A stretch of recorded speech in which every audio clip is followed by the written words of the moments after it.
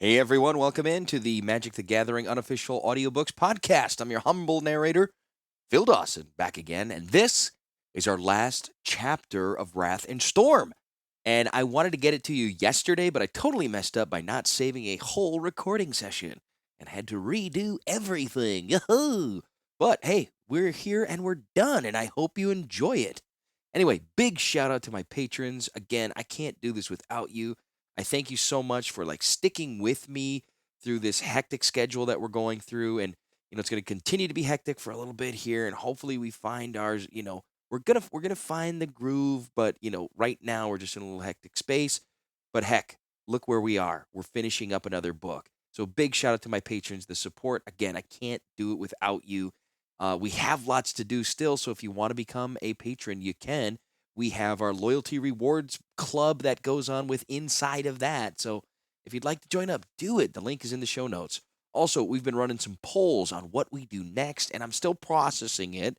It's basically two choices: sticking with the Weatherlight crew wherever they're going right now, or going further back. And I'm leaning, as are most of the polls, sticking with the Weatherlight for a little bit, then going back to the Thran before our big invasion cycle hits. That's kind of the thought process right now. You can follow along in the Discord for more discussion about it. I'd also like to give you a big personal update, but it's already late where I'm at. We got to get this thing uploaded, so we'll get to that later. Know this: I'm so happy you're all here. We have a journey to keep on, so thank you for being here, and let's go.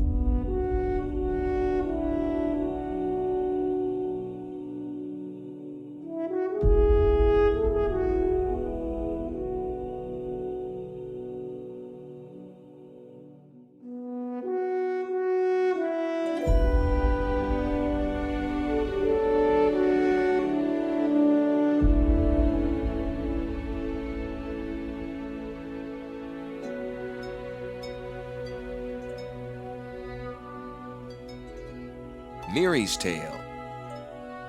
Liz Holiday.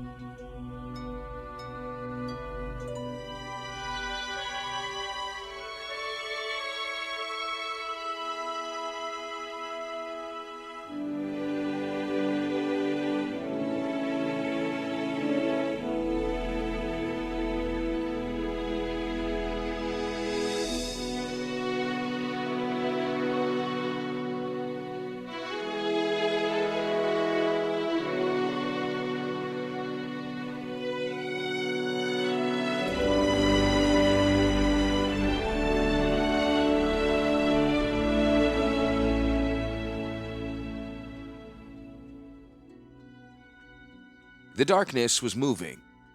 Mirri stared at the door that led from her cabin out into the crew quarters.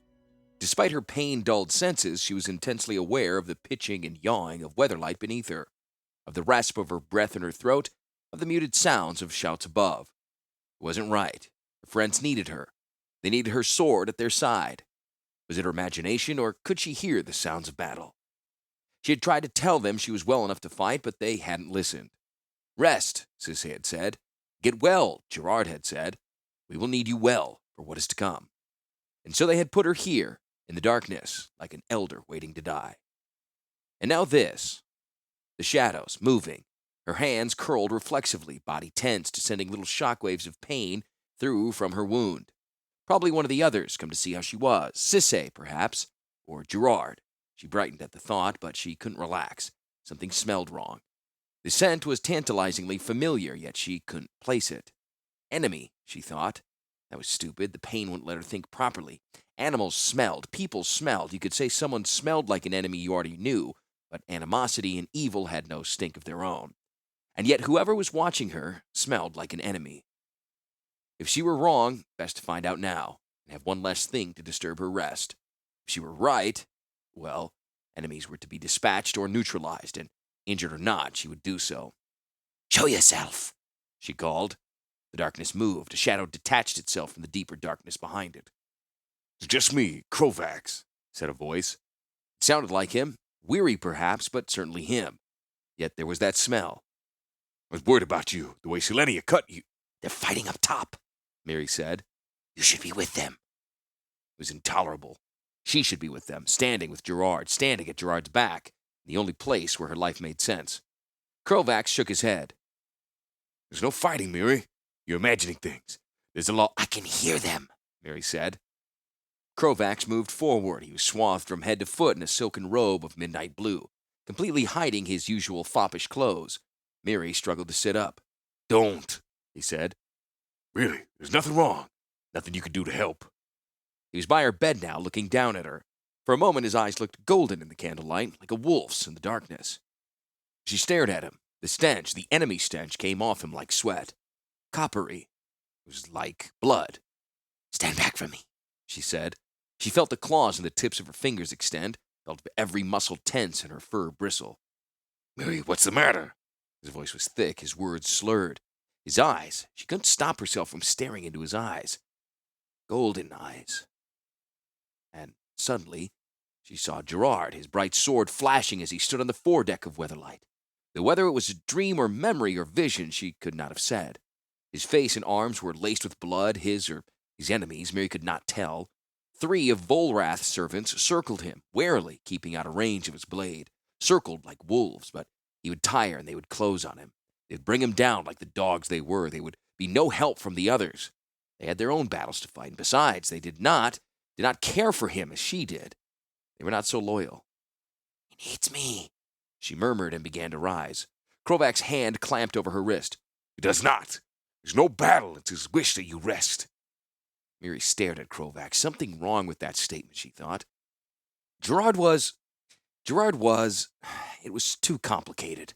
Surely if he hadn't actually said she should rest, he would if only he thought of it. But he had gone. Yes, she thought, and started to sit up. He wasn't on Weatherlight, hadn't been. What was Krovax doing to her? She saw her cutlass on the shelf by her cot.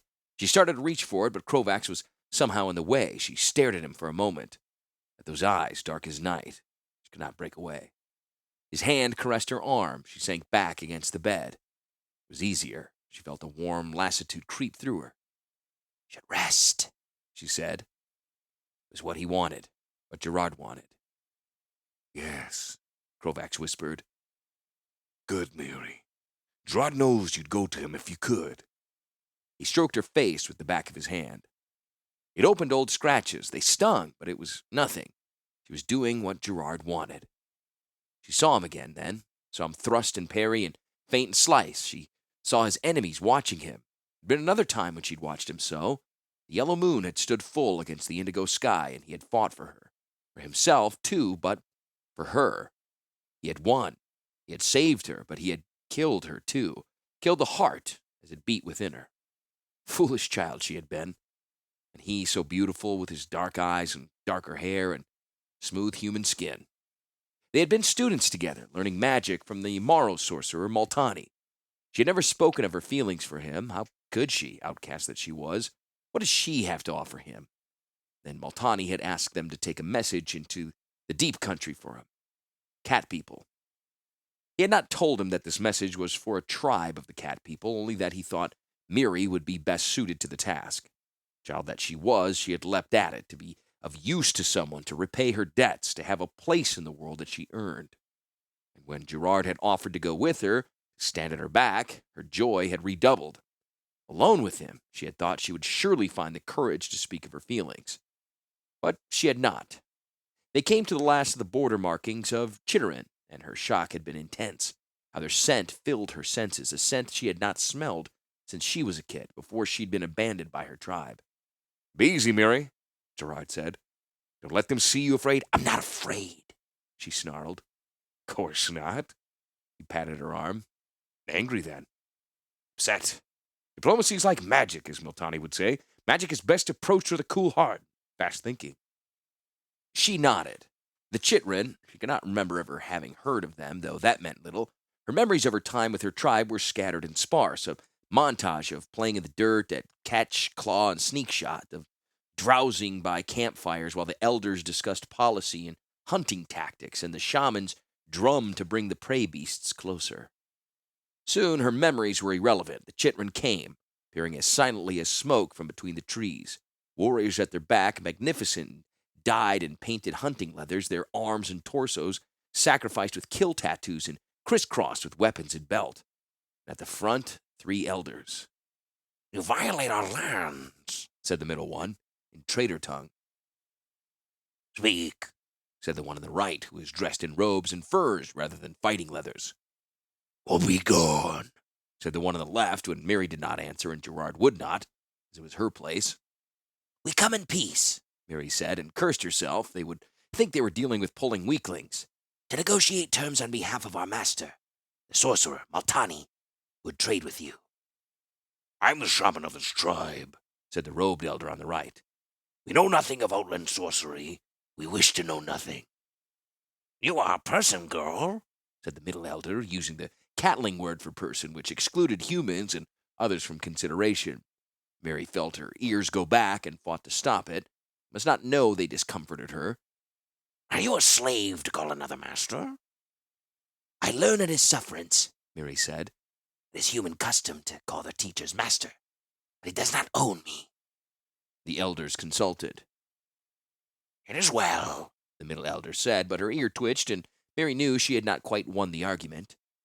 "I am saying, most old of the children, by my will you will accept our hospitality tonight, and tomorrow tell us what this Maltani wishes of us."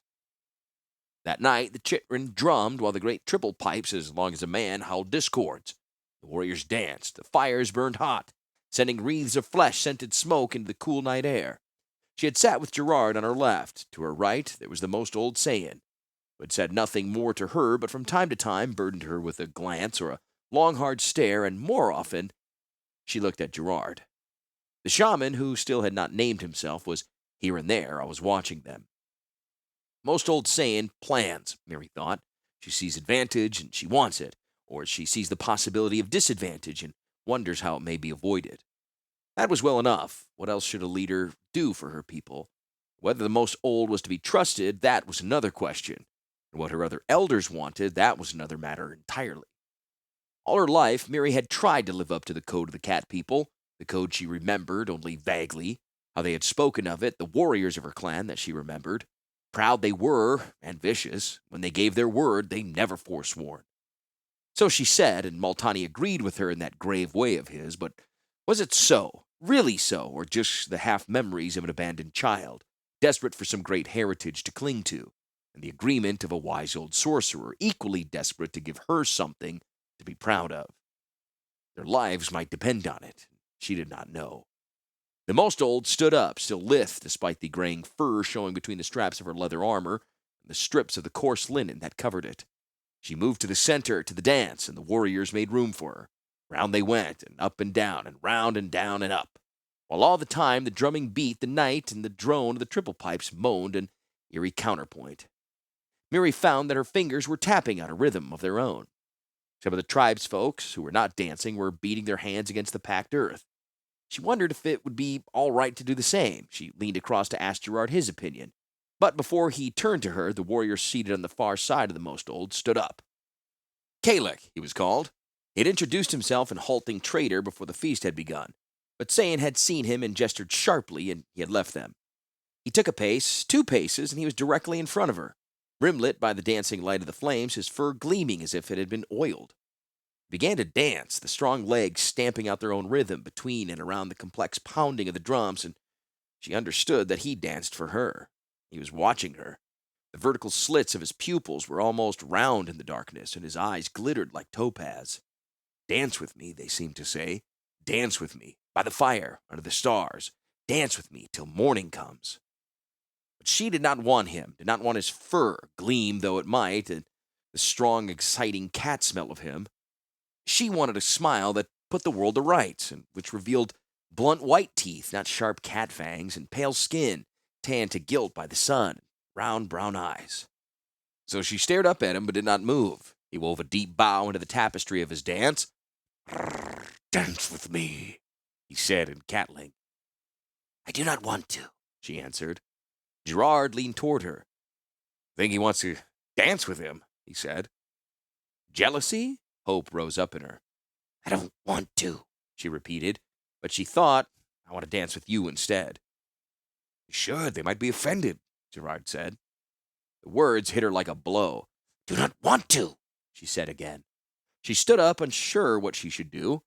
He would give me to him, she thought. It would help to get what Maltani wanted. He would give me away. It was more than she could bear. She ran, then, into the darkness. Later, of course, Gerrard apologized, but that was after the cat warrior challenged him, and after all three of them took the spirit walk, and after he stood alone in the darkness, drenched in blood, and Mirri foresaw his death. Drenched in blood, pressed up against the wall of her cabin, with Krovax crouching over her. She whimpered, then hated herself for her weakness. You should not overtax yourself, my dear, Krovax said. You'll start your wound to bleeding again. He licked his lips. Whenever had his teeth been so sharp? Almost like a catling's, Mirri thought. His hand drifted toward her again. She did not want him to touch her, but he was a friend. A friend who smells like an enemy, she thought. His hand touched her neck, his face lowered towards hers. She lashed out. Her claws connected hard with his cheek, flesh rent under them. He screamed and staggered back. His hands went up to his face, then came away bloody. Good, Mirri thought. Good. The ship pitched violently. Krovax slammed back against the door jamb. He licked the blood from his fingers, his tongue flickered across his dark skin, and now it was obvious that his teeth had become fangs. Something's happened to him, Mirri thought. She rolled out of the bed, and by the time she was on her feet, her cutlass was in her hand. The deck rolled beneath her. She struggled like a human to keep her balance. Pain from her wound jagged through her as she stretched. She took a step forward, another. Krovax moved backwards. Somewhere above, someone screamed. Don't think of it, Mirri admonished herself. Don't think of the battle above. Think of the fight here. Focus. Focus. She strode toward him. One more pace, and he'd be within striking range. Saliva glinted on his fangs. He smelled of fear and anger. What have you become? She wondered. She did not say it. She knew better than to waste her breath during a fight. Something like Selenia, she thought, and knew then why Krovax smelled like an enemy, like Selenia, who had almost killed her. She would not give Krovax the same opportunity. She raised her cutlass, and he barely seemed to move, but the jewel at his neck flashed and glittered in the lamplight. It gleamed in her eyes. Tears blinded her. When she could see again, he was gone. There were so many places he could have hidden. On any normal ship, it would not be so, but Weatherlight was far from normal. Strange bits of machinery dotted the vastness of the lower deck. Sculptural in the half-dark, the area below decks was filled with pulleys and wires, pillars pierced with holes and strung with filaments and crystal prisms, clockwork mechanisms and things that might have been clockwork except that none of the cogs interlaced. All this was there, and the rolled and slung hammocks, the boxes and crates of food and the bales of spare sail material that any great ship might carry in its hold. And somewhere in here, Krovax waited. Mirri inched forward, expecting attack, and again there was the faint scent of blood. She had it now. Selenia coming at her, dark wings iridescent by candlelight, sword flashing. Something slammed into her back. She stumbled forward, momentarily unbalanced. Her incisors drove into her bottom lip, and she tasted blood. Don't fight me, Mirri, Krovax said. This is my destiny. I must do this as surely as you must yield to me. She felt his hand on the sleek fur of her nape and felt his breath on her cheek, as his other arm came round her neck to secure her. Enough! She shouted and rammed her elbow into his belly. He grunted, his arm locked around her neck, and jerked her back. She couldn't breathe. For a moment, they were held there as if frozen in time. Mirri's vision turned red. She bit down on Krovax's arm. Her teeth scissored through layers of cloth into flesh. He screamed, his grip loosened. Before he could regain it, Mirri reached up over her head and grabbed him by the shoulders, dropping as low as she could go. She yanked him hard, harder. Her muscles strained against the ripped fabric of her shirt. Pain seared across her chest and belly. She felt the stitches in her wound start to pop. She ignored it all. There was an enemy to fight. She yanked Krovax over her head and hurled him at the bulkhead. He slammed against the wall. Mirri stared at him. She was breathing much too hard, and the long cut across her belly burned like fire. The world swam in front of her eyes. Finish it, she thought. Finish it before the wound finishes me. The darkness was encroaching, swirling round the edges of her vision so that all she could see was Krovax. She went toward him. I'd have put an arrow through his heart, she thought, safe from a distance. But she had no bow, not even a throwing knife. There was a blur of motion. Something swung at her. She got her arm up in time, but it clipped the side of her head. She fell.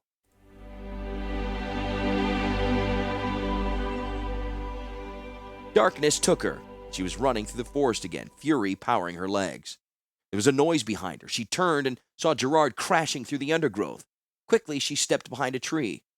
She ought to speak to him, but there was no way to explain without telling him how she felt, what he meant to her, what she wanted there to be between them, and she couldn't. She would have fought the great wolf alone and unarmed before she would have told him any of it. Mirri! He yelled. Mirri! Shadow slipped out from the tree behind him. She's not here, human. It was the cat warrior Kalik. She has run from your enslavement. She isn't my slave. So you say, said Kalik. But when you try to give her away, when she is unwilling, then what else is she, human? She's here to accomplish a mission, as am I, Gerrard snapped. Mirri's ears went back. She failed Multani because she could not control her wayward heart. Our master is depending on us. Caleb's lips skinned back from his fangs. I know you humans. It's not of your tribe you'd put his needs against your loyalty. She's my friend, Gerrard cut in. We're not of a kind, Catman. Would it please you if there was more between us? It would please me if you treated her with the respect she deserves, Kalik said. That you don't tells me you have no honor. You are not to be trusted. Speak softly, Gerrard said. Not be insulted by the likes of you, Catman. Mirri noted to her horror that his hand was on his sword hilt. So much for your mission, human. Kalik stepped forward. His ears were flat against his head. Red lights glinted in his eyes. You serve your master well. Gerrard's sword hissed as he drew it from its scabbard. I'll serve you better, he said. Suddenly, there was a dagger, curved and white as horn, in Kalik's hand. For a moment, human and cat warrior faced each other. Gerrard shifted. Kalik followed him. Another pace. Then the cat warrior leaped. So fast he was inside Gerrard's guard before the man could react. Gerrard went down, Kalik on top of him. The human sword flashed in the moonlight as it tumbled away from him. Mirri saw his hand scrabbling at his belt for his poignard, saw Kalik's dagger hand coming up. And saw no more, because she was in motion. She leapt at Kalik's back, and by the time she landed, his dagger had slammed down and reversed so that the pommel crashed into the side of Gerrard's face.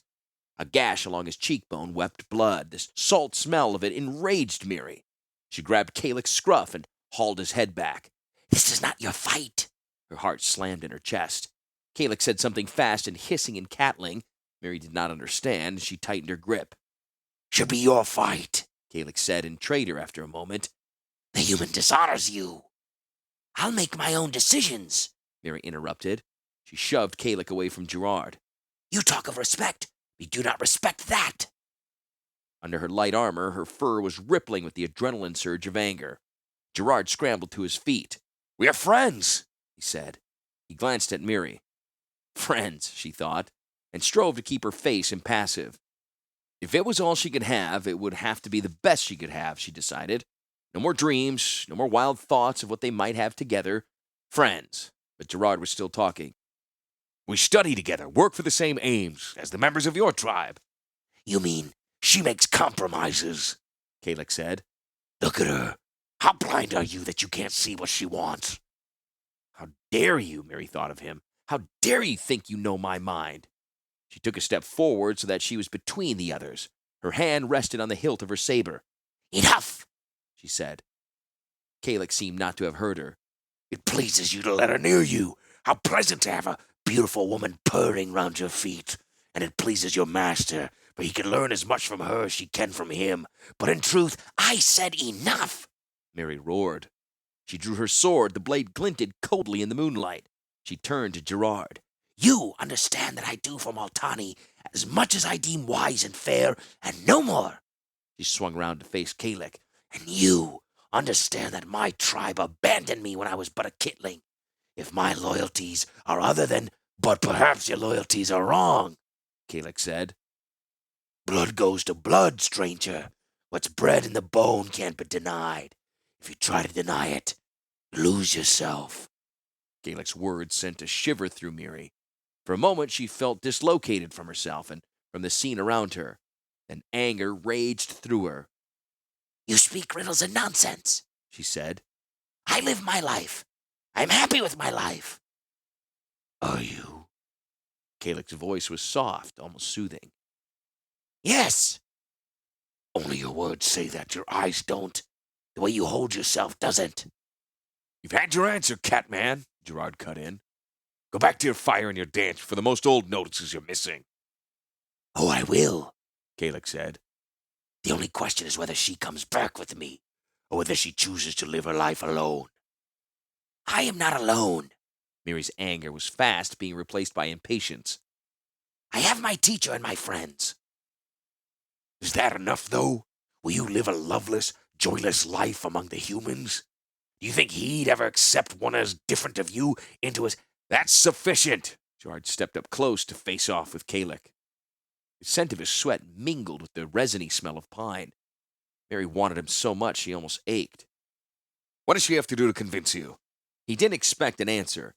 Mirri could tell by his tone, but Kalek gave him one anyway. Take the spirit walk, he said. All three of us. Let the shaman lead us along the path of the great cat, and we'll see which path the ancestors think she should take. Gerrard made a little sound of disgust. What nonsense! Magic is magic, but this is just superstition. Mirri stared at him. For a moment, he met her gaze. Then he looked away. Is it? She demanded. Is that what you think of my people's beliefs? Just nonsense to be dismissed? They aren't your people. But we could be, Kalek said. There was an instant in which Mirri barely knew who she was. A cloud slid in front of the moon. The darkness was absolute. Everything changes, she thought. Nothing's forever. Perhaps it's for the best. Tell your shaman I will walk the spirit path, she said.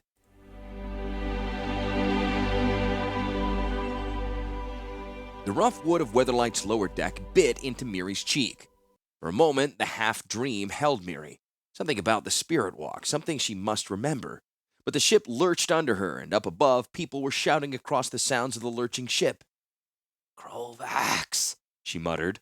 The stink of him, blood and sweat, and that indefinable smell of enemy was everywhere. Mirri hauled herself to her feet. He had meant to kill her. If he hadn't, it could only be because he had a greater harm in mind. How long had she been unconscious? Not very long, she thought. She looked round for her sword, but it was gone. Either he'd taken it or was lost somewhere in the jumble of lashed-down crates and barrels that packed Weatherlight's underdecks. No matter. She swung her head heavily from side to side, trying to sense a difference in the density of the smell. Nothing. But on the decking was the most minute of scuff marks. There were a few drops of blood on the deck a little further on. She rubbed her thumb against them. They were still damp. She hadn't been out very long then. Cautiously, she made her way to the boxes and crates of Weatherlight's supplies. There's too much cover here. Krovax could be anywhere. Mirri's ears flickered at a faint sound. He was up ahead. Damnation, she muttered. There was a companionway up there and nothing much else. Despite her pain, she hurried on, pushing her way through the crowded hold, not worrying now about ambush. She got to the bottom of the companionway just in time to see Krovax's dark leggings whisking up through the open door at the top of the ladder. She went up the rungs 3 at a time, ignoring the agony that screamed through her with every extended movement. She clambered onto the upper deck, where the light's mighty wings beat the air, causing a wind that clawed at Mirri's face. All over the ship, the crew leaned over the railings, staring at the scene beneath them. Overhead, an ornithopter swung back and forth erratically. Even as Mirri watched, a form came hurtling down from it to land on the deck. Tahngarth. The abandoned ornithopter shot past the ship and disappeared in the foliage away beyond in the cloud of flame. Mirri stared around wildly, looking for Gerrard. Surely he had returned to the ship by now with Sisay. Surely he'd drawn Weatherlight's captain from the dark and awful center of the stronghold. Gerrard was never one to walk away from a battle. Again, she had that flash of memory of the spirit walk they had walked together, of his blood-drenched figure slumped against a spire of rock. She shook her head. Spirits be damned. She had to concentrate. But he was nowhere in sight. She realized that they must not yet have picked him up. That must be why they were hovering here instead of running for the portal and the waiting Ertai. But where was Krovax? She clambered onto the companion housing to get a better view. She turned and saw him. He was up near the bows, about 150 feet away. He had his back to Mirri, but she could see that he was fiddling with something, apparently undisturbed by the fighting going on all around him. Mirri leapt off the companion housing. She landed lightly enough, but the impact still sent pain tearing through her. It was nothing, she told herself fiercely. She ran towards Krovax, leaping over bits of the ship's superstructure that had broken in their various battles. What was he doing? She never paid much attention to the working of Weatherlight. Now she wished she had. She slammed into him, grabbed his heavy coat in both hands. He turned in the loose folds. She glimpsed an open hatch behind him and a complex mass of cogs and wheels and rods. The sails, she thought. The housing covered the mechanism that transferred power directly from the Thran stone to Weatherlight's great wings. Wreck that, the ship would plummet into the tangled gardens below. Shakran! She yelled at him. It was the worst cattling oath she knew. He didn't answer, just slipped from her grasp and danced away. Blood glistened on his cheekbone and on his arm where she had bitten him. Don't try to stop me, beast woman, He snarled. The voice was no longer Krovak's. It was deeper, stronger, somehow alien to everything she remembered about the nobleman. You could have joined me, He continued. but it's too late now. My destiny's fulfilled. You had your opportunity, but it's past. Then I won't try. Mirri said, and launched herself at him. I'll simply do it. As she yelled the last word, she crashed into him. The force of her attack sent him staggering back. She went with him. There was no chance now to use her sword. Instead, she rammed the heel of her hand up into his face. His head cracked back, and she drove her fist into his gut. He flailed at her, connecting with the side of her head, but the battle rage was on her, and she hardly felt the blows. She tried to loop her leg around his, seeking to unbalance him. She failed, and he grabbed her free arm and started to force it up. She jabbed at his eyes. He yanked his head back, and her fingers met cold flesh instead. She hit hard enough to force him back again, and now they were hard up against the taffrail. Just beyond them, the great wings stirred. Mirri was tiring fast now. She could feel blood from her leaking wound soaking the thin fabric of her tunic, gluing it to her skin. He was pounding at her now, slamming his fist repeatedly into her face, chest, belly, anywhere he could. If she were ever going to finish it, had to be soon.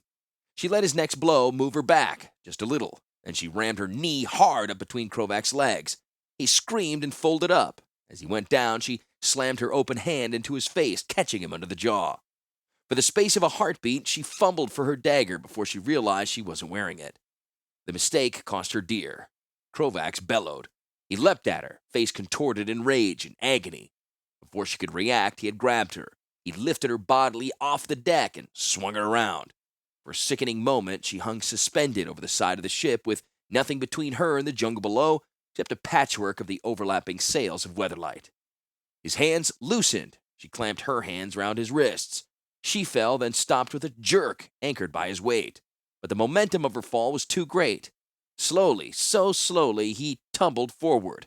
A section of the taffrail came away with him, and then with a shriek of tortured wood, they were falling. Then they were in free air, with the green canopy of the garden rushing up to meet them. Mirri tried to spread her arms and legs and tail out, hoping to slow her fall, but Krovak was thrashing around, sending them tumbling. Loosening her hold was the easy option, but it would have meant possibly having him free on the ground, free to run Volrath's creatures or attack from behind. There was Gerrard's raiding party to consider. She tightened her grip, was rewarded with a look of pure hatred. He screamed something, but she couldn't work out what it was. The moment seemed to stretch out forever. Everything was happening very slowly. The fall was taking forever. The world spun around her. Green of the jungle, blue of the sky. Green, blue, green, all smeared through the tears that the wind whipped into her eyes, while Krovak jerked and flailed so that her arms felt as if they were being pulled from their sockets. Her chest burned with the effort of breathing. And then there was no more time for worrying about anything, because the canopy of the jungle was rushing up to meet them. Krovak was under her. She let go of one of his wrists and managed to get her arm up in front of her face before she smashed into the trees. Only glad that it was Krovak that was breaking the path for them. She plummeted through a chaos of branches and vines. Leaves as sharp as blades tore at her. Thorns stabbed her. The sweet smell of putrefaction was everywhere, threatening to overwhelm the senses. Krovak slammed into the solid branch of one of the trees. He screamed. Mirri pivoted on the fulcrum of his arm and crashed into the thinner end of the branch. It broke beneath her weight, and her fall continued, but by reflex she had clenched her hand still tighter round Krovak's wrist. Now they fell much more slowly, and Mirri was underneath. Each new impact with a branch or leaf sent new agonies jagging through her. She reached out to grab a branch, anything to stop herself falling, but it was impossible. She twisted round as they slammed into the ground.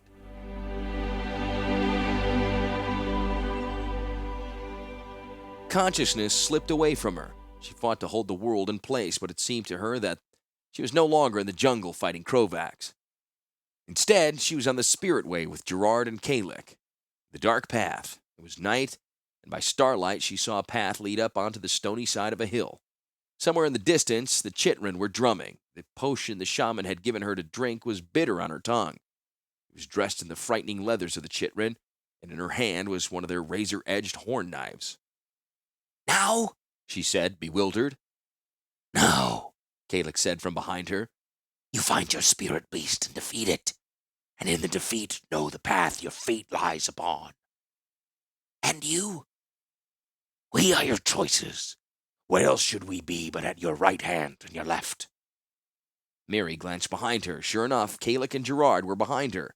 Kalik was dressed in the full panoply of Chitrin warrior, his fur and leathers brightly painted, feathers and beads at his ears and throat and wrists. Gerrard was dressed simply in his rough breeches and white shirt. Neither of them were armed. This is my fight, then, Mirri thought. She led the way up the hillside. If there was a choice to be made, she could not see it. The path led up between a cliff on one side and a sheer drop on the other, all made of black rock, without a vestige of plant life. Ahead of her, there was a cave mouth. Plainly, she was meant to enter. She wished she had her sword to hand instead of just the dagger.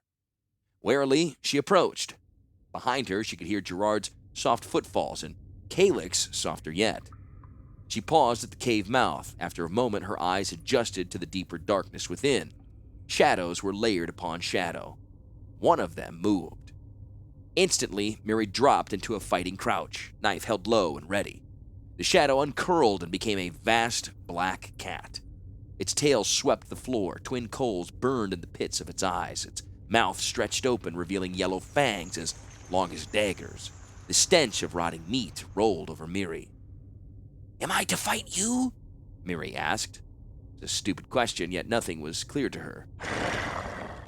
Defeat me, and I will kill whichever of those two you choose. It said, or thought. Mirri could not entirely tell if the voice echoed in her ears or in her mind.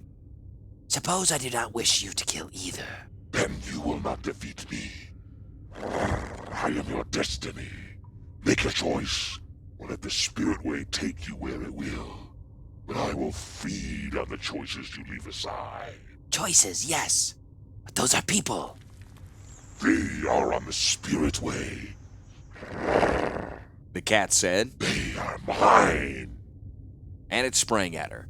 Instantly, she was ready for it, braced and with the knife ready to plunge into its soft underbelly. Its claws raked her cheek, but she ignored the pain and sliced up into its belly. She felt the blade graze a rib and ripped backwards. The cat screamed with pain. Blood and slime splashed over Mirri. And then, somehow, the cat twisted into nothingness and was gone. Only a faint hint of mist remained. But before Mirri could move, the mist coalesced, and once again the great cat sat regarding her. Now completely uninjured, something glistened on its forepaws. Her blood, Mirri thought, and knew it for truth. Even as the certainty grew in her, the cat raised its paw to its mouth and began to lick it clean. After a moment, it lowered its head, averting its eyes. I am defeated, and yours to command.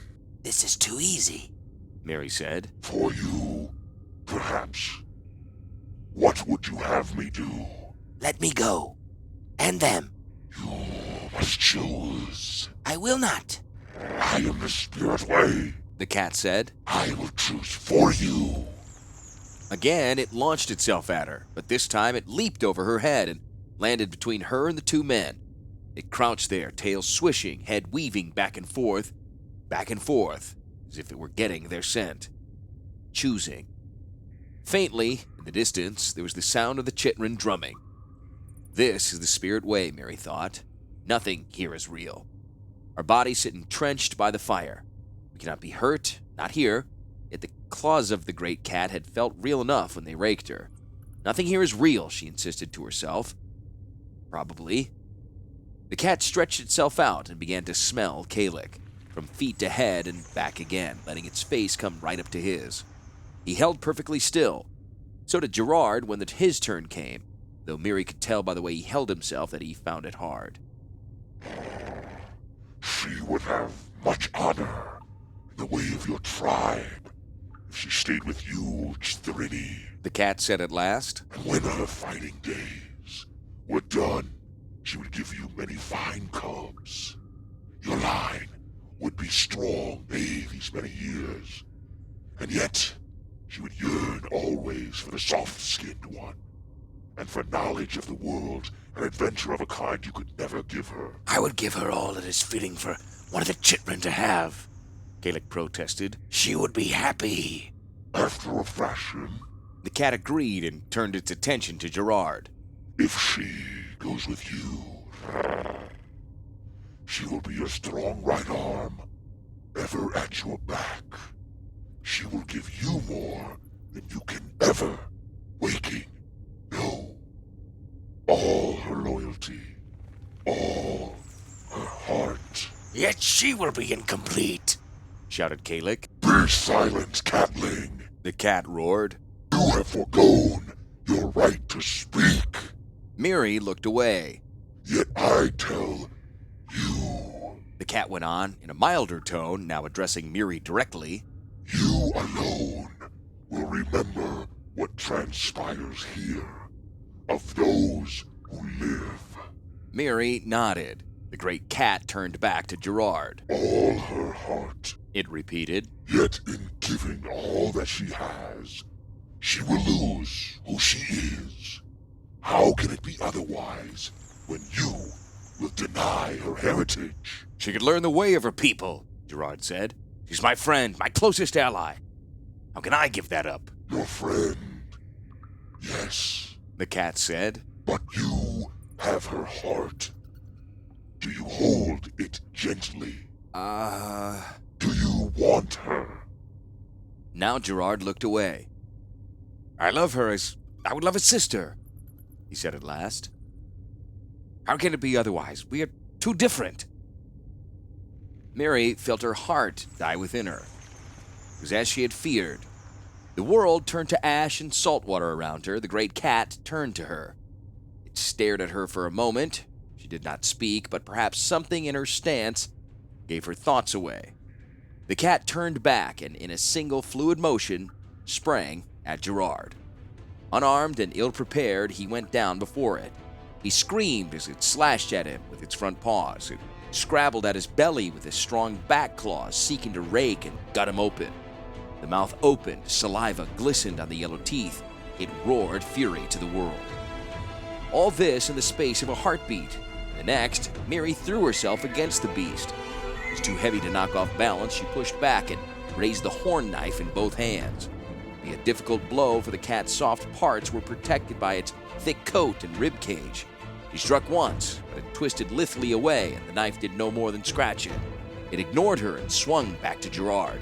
Its jaws opened, and it snaked its head out to tear out his throat. Before it struck, Mirri hurled herself forward and down, and shoved the dagger up into the soft tissue of its throat. It thrashed around, digging its claws into Gerrard spasmodically, and causing even more damage. How many times, Mirri said, panting with the exertion of driving the knife home. do I have to kill you, cat? Suddenly the beast went limp. Mirri pushed it off Gerrard. He fell forward. She caught him. He was slick with his own blood, and there was more pumping out of the deep wounds in his chest and belly and back. So, you have made your choice, catling. It was the cat's voice from behind her. Mirri turned. Fiery eyes regarded her. I love him. She said. He does not love you. The words were like a slap across the face. After his fashion, he does. After his fashion, The cat agreed. though you will come to find, it is not enough. No, After you have died a little each day, watching him, knowing he will not hold your heart, you will come to find it so. if that's the price, I'll pay it. She said. You may know the hearts of catlings, but you do not know the hearts of men. I was never yours. No, The cat agreed. He swung his great head to face Kalik. Chitrini, she has made her choice. Will you accept it? I would have given her my life. How can I do other than accept her choice? Then stand ready. Mirri watched horrified as Kalik dropped to his knees and threw back his head, exposing the soft flesh of his throat. The cat padded over to him. Wait, Mirri said. You can't. You have rejected him. He is mine. Yes, but... This is the spirit way. There must be choices. I do not wish anyone to die. This is the spirit way. The cat repeated. The only death here is the death of the life you might have had. Mirri! Gerrard called. His voice was weak. Go to him. Said the cat. He is your life now. But Mirri couldn't move. The cat turned back to Kalik, who was waiting still as stone. Without saying any more, it sliced down with its huge fangs and tore out Kalik's throat. Blood spurted across the cave, drenching the cat and the stone behind it. Kalik's body disappeared into the mist, did not reappear. I am done here. The cat said. Attend your loved one, Catling. For I tell you, your time with him will not be long. And when his end comes, it will come at your hands. And with that, the cat moved back into the shadows. For a moment, its eyes of flame watched them. Then those, too, disappeared.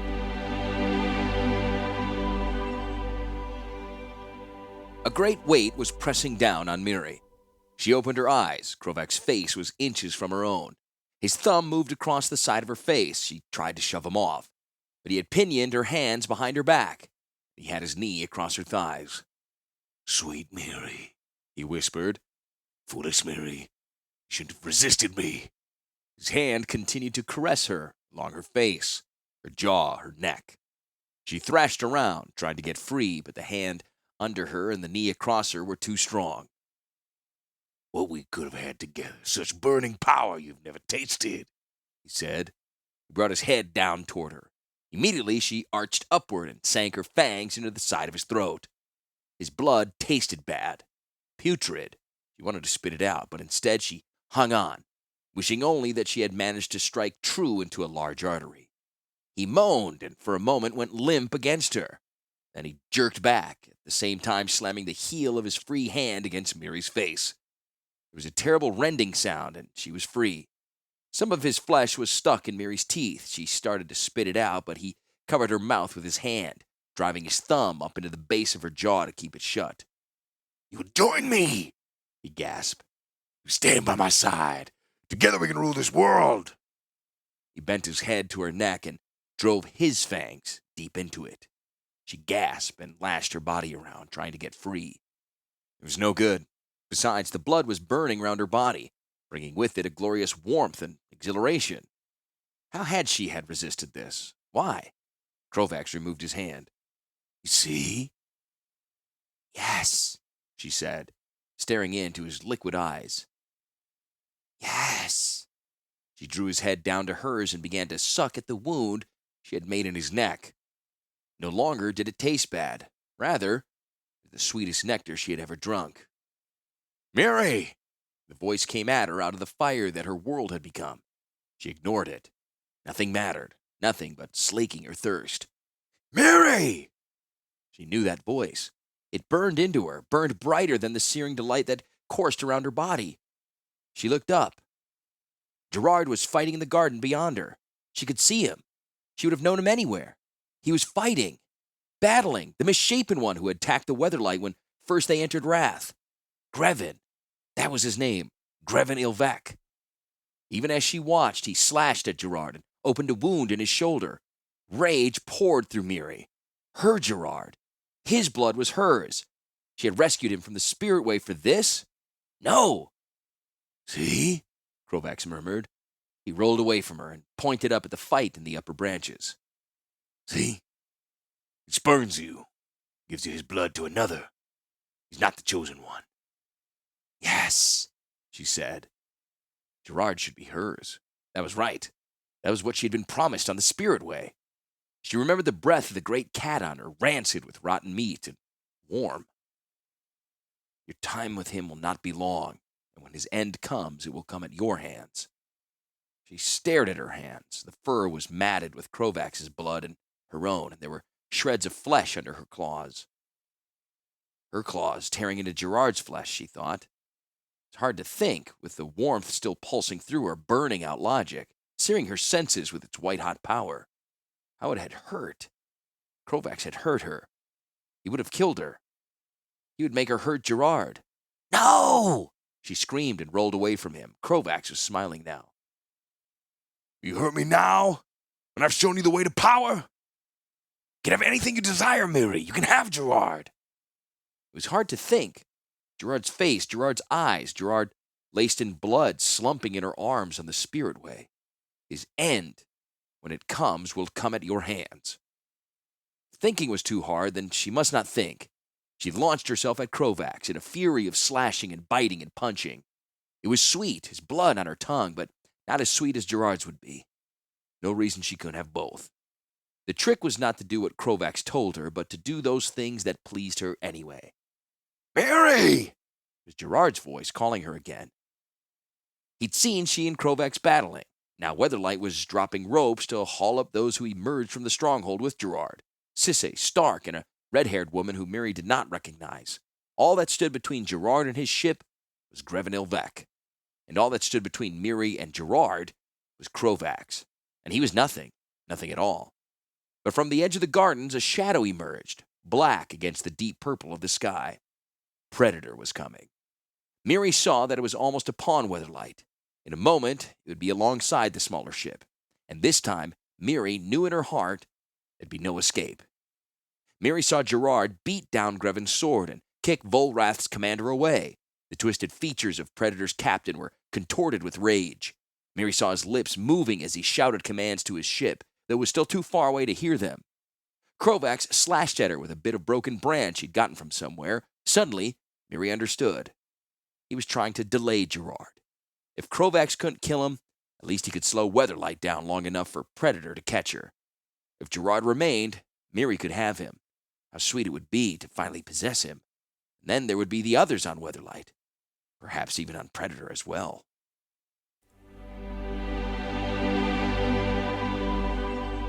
Gerrard's blood had fallen into her arms on the spirit way, coated in his own blood.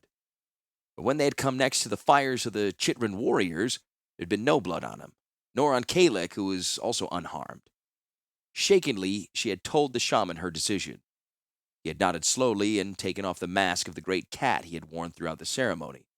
Bitter smoke from the fires billowed about them. Gerrard, remembering nothing, strode off toward their tent. Kalek, more subdued, also went his way. Mirri considered following him. She was doubting her decision now. If anything in the ceremony held true, all of it did. Gerrard would die before long, at her hands. But as she started off after Kalek, the shaman's hand shot out and grasped her wrist. You are troubled, child. The spirit way is often troublesome to those who follow it.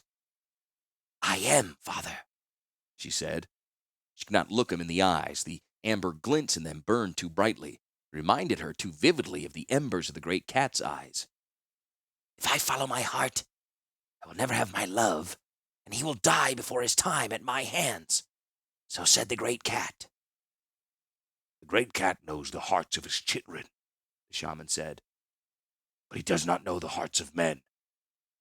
You were never his. Mirri started, remembering what she herself had said on the spirit way. Before she could say anything, the shaman said, Which worries you more? That he will never love you? That you will kill him? That I should kill him, Mirri said. The shaman glared at her, implacable. I will have what love of him I can, Mirri finished at last. You are wise enough, the shaman said at last. Though I would have it that you had learned other lessons from the spirit walk. A chitrin without her heart is no chitrin. Nevertheless, I say to you, if you will pay the price, you can step away from the path the spirit way has decreed. That was it, Mirri thought. That was what she had striven to remember. All she had to do was pay the price.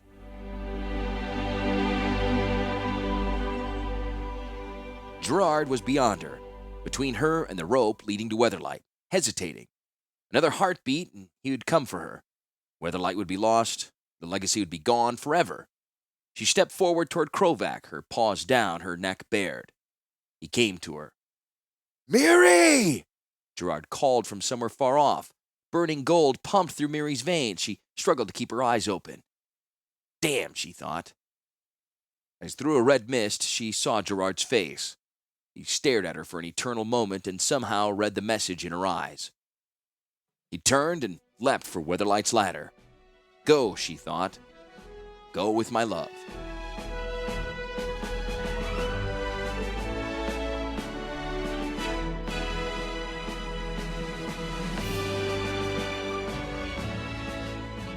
Here ends the tale of Mirri.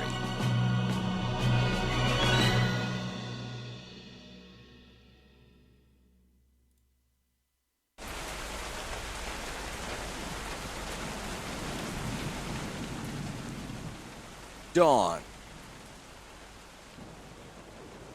Beyond the high windows of the library, the soft light of dawn steadily grew. The rumbles of thunder seemed now no more than a distant backdrop against the morning.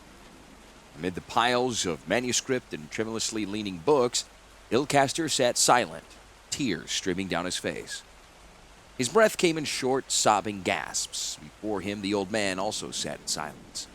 His face, as he gazed at the young man, was filled with compassion, yet there was in it as well a kind of watchfulness, as if he were waiting for some thought, now barely stirring, to burst into full flower. The light brightened slowly. Ilcaster's sobs grew softer. At last he sniffled, pushed the damp hair from his face, and looked at the librarian. "Why?" he asked, his voice cracking with emotion. "Why did she have to die? Why didn't Gerrard save her?" The silence again lay between the two, till the old man laid a hand on Ilcaster's shoulder. Beneath the parchment-like skin, the boy could see the veins, blue as sapphire, and the slender bones, worn and brittle with age. Yet he also saw, for the first time, an inner strength that he had not before recognized. "I told you," the librarian said quietly, "that a hero is not just an accumulation of deeds. He's also one who has sacrificed, who has given up something profoundly important to him. For Gerrard, Mirri's death was the last step on the first stage of his journey. That horrifying instant as he stood caught between Weatherlight's safety and the life of his friend and companion, in that moment he knew for the first time in his life where duty lay, where his road pointed. It was not a road he had chosen, but it was one that had been picked out for him long before he was even born. Now he knew that to take it would mean more pain than he had ever imagined." Ilcaster snuffled again, wiping his nose on his sleeve. "So what happened after Mirri died? Did they get out of Rath through the portal?" The old man nodded slowly. "Oh, yes, but again, it was not a victory without cost. The ship sped over the gardens. Gerrard, looking back, glimpsed the still body of Mirri lying on the ground, while Krovac, now only a shadow against the grass, flitted back toward Volrath's dream halls. The ship gained speed, but Gerrard and Sisay, clinging to the rails, could see behind them the looming shape of Predator, hurtling in pursuit. Gerrard shouted to Hannah to put on more speed. The navigator frantically clawed at the ship's controls, but it was obvious that the larger ship must shortly catch up to them. Hannah gestured for Sisay to take the wheel and fought her way through the shrieking wind at Gerrard's side. "We've got one chance," she shouted in his ear. "The Sky Shaper! Karn's fitted it into the engine. I don't know what it'll do." "But it can't make things any worse," finished Gerrard. "Go ahead and activate it on my mark." Now Weatherlight plunged across the barren landscape. In the distance, the crew could see the steep walls of the canyon where lay the portal and, perhaps, safety. Gerrard stood at the prow of his ship, hair whipped back by the wind. His face was wet with the tears for Mirri and for for fellows, for Krovax, for all the souls lost to help him gain his legacy. But now within his heart, there's no more doubt. Now! He shouted to Hannah. The navigator bellowed down in the deep recesses of Weatherlight. Now! The ship gave a great shiver as if a giant hand had seized it. Then it shot forward in a blinding burst of speed. The landscape rushed by, and now Gerrard saw the portal, light swirling within it. As he gazed, he seemed to see a ghost-like parade of figures flittering through, escaping the dark prison of Rath. Above the portal, clinging to a rope that swung from the arch above the portal, was the slender, blonde, boy-like figure of Ertai. Slow down so we can get Ertai! Gerrard shouted to Hannah. I can't! She yelled. Weatherlight seemed to be moving even faster. Behind them, Predator also had accelerated. Gerrard even fancied for a moment he could hear the shouts of Greven Ilvek, demanding vengeance for his defeat. He looked up. For a drawn-out second that seemed to go on forever, he saw Ertai's face, white with fear or anger, and the ship shot through the portal.